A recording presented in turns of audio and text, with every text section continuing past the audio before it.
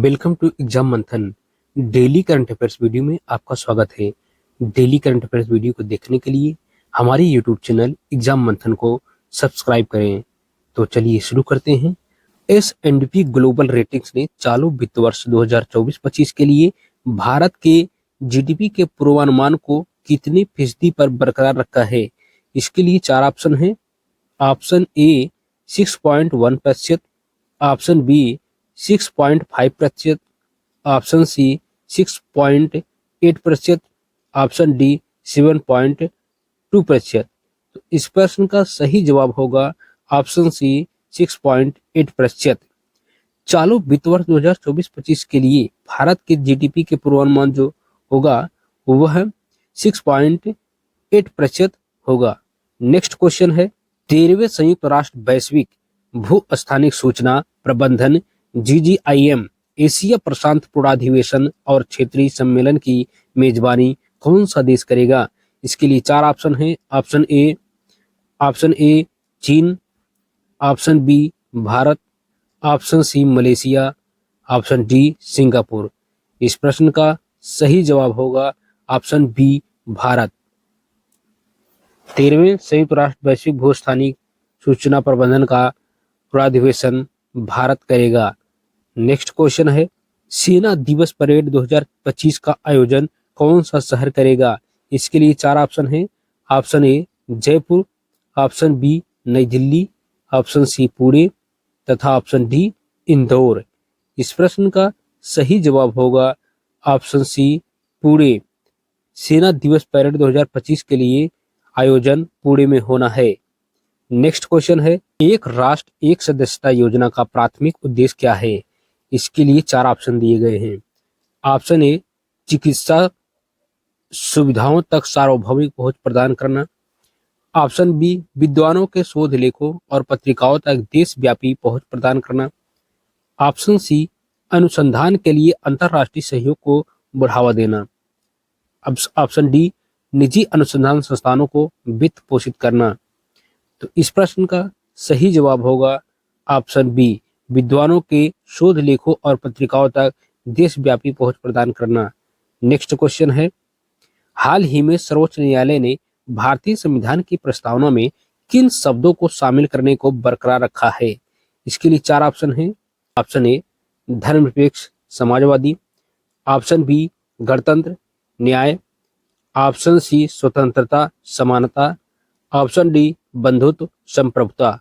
तो इस प्रश्न का सही जवाब होगा ऑप्शन ए धर्मनिरपेक्ष समाजवादी। धर्मनिरपेक्ष समाजवादी शब्द को सर्वोच्च न्यायालय ने बरकरार रखा है। नेक्स्ट क्वेश्चन है, यामांडू ओरसी को किस देश का नया राष्ट्रपति चुना गया है। इसके लिए चार ऑप्शन है। Option A Paraguay, option B Uruguay, option C Venezuela, option D Guyana. तो इस प्रश्न का सही जवाब है option B Uruguay. Next question है, भारत में शिक्षकों को सशक्त बनाने के लिए शिक्षा मंत्रालय द्वारा हाल ही में लॉन्च किए गए अभिनव डिजिटल प्लेटफॉर्म का नाम क्या है। इसके लिए चार ऑप्शन है। Option A teacher app, option B teach now, option C learn smart, option D edutech hub. तो इस प्रश्न का सही जवाब होगा option A teacher app. Bharat में शिक्षकों को सशक्त बनाने के लिए अभिनव डिजिटल प्लेटफॉर्म का नाम जो है वह टीचर ऐप है। नेक्स्ट क्वेश्चन है, भारत ने रियाद डिजाइन लॉ संघ के अंतिम अधिनियम पर हस्ताक्षर कब किए। इसके लिए चार ऑप्शन है। Option A 2018, option B 2024, option C 2019, option D 2020। इस प्रश्न का सही जवाब होगा ऑप्शन बी 2024। भारत ने रियाद डिजाइन लॉ संधि पर हस्ताक्षर 2024 में किए हैं। नेक्स्ट क्वेश्चन है, भारत सरकार ने अटल इनोवेशन मिशन के लिए कितने बजट को मंजूरी दी है। इसके लिए चार ऑप्शन है। ऑप्शन ए 3,500 करोड़ रुपए, ऑप्शन बी 2,750 करोड़ रुपए, ऑप्शन सी 2,300 करोड़ रुपए, ऑप्शन डी 2,700 करोड़ रुपए। तो इस प्रश्न का सही जवाब होगा ऑप्शन बी 2,750 करोड़। अटल इनोवेशन मिशन, यह 2016 में नीति आयोग द्वारा लॉन्च किया गया था। भारत में नवाचार और उद्यमिता को प्रोत्साहन देना, छात्र, स्टार्टअप्स और उद्योगों में रचनात्मकता और तकनीकी समाधान को बढ़ावा देना है। अटल टिंकरिंग लैब क्या है? स्कूलों में इनोवेशन लैब की स्थापना छात्रों को 3D प्रिंटिंग, रोबोटिक्स और AI जैसी तकनीकों का परीक्षण करना है। अटल इनक्यूबेशन सेंटर, स्टार्टअप्स को वित्तीय और तकनीकी सहायता, नए उद्यमियों को प्रोत्साहित करना। अटल न्यू इंडिया चैलेंज, सामाजिक और तकनीकी समस्याओं के समाधान के लिए इनोवेशन चैलेंज। भारत को वैश्विक नवाचार केंद्र बनाना, स्टार्टअप्स इकोसिस्टम को मजबूत करना, रोजगार सृजन और युवा पीढ़ी को तकनीकी रूप से सक्षम बनाना। नेक्स्ट क्वेश्चन है, भारत के नए राजदूत के रूप में किसे नियुक्त किया गया? इसके लिए 4 ऑप्शन है। Option A Dinesh Bhatia, option B Shashi Tharoor, option C Nirmala Sitharaman, option D Arvind Sharma. तो इस प्रश्न का सही जवाब होगा option A Dinesh Bhatia. Dinesh Bhatia 1992 batch के भारतीय विदेश सेवा IFS अधिकारी हैं। वर्तमान में अर्जेंटीना में भारत के राजदूत के रूप में कार्यरत हैं। उन्होंने पहले भारत के महावाणिज्य राजदूत और विदेश मंत्रालय में विभिन्न महत्वपूर्ण पदों पर अपनी सेवाएं दी है। भाटिया ने भारत और अर्जेंटीना के बीच कूटनीतिक संबंधों को मजबूत करने के लिए सक्रिय भूमिका निभाई है, जिसमें हाल ही में लिथियम खनन और ऊर्जा क्षेत्र में सहयोग शामिल है। नेक्स्ट क्वेश्चन है, हाल ही में सरकार ने 1435 करोड़ की किस परियोजना के लिए घोषणा की है?